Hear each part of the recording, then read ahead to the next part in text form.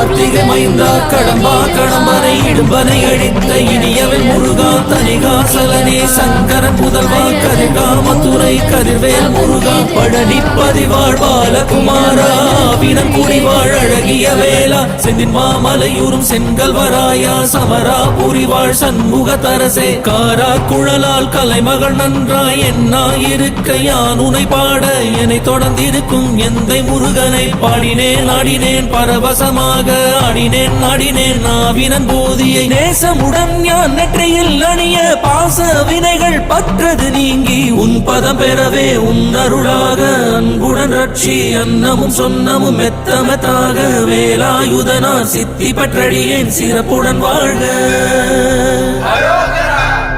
ஓம் சரவண பவாய நமஹ.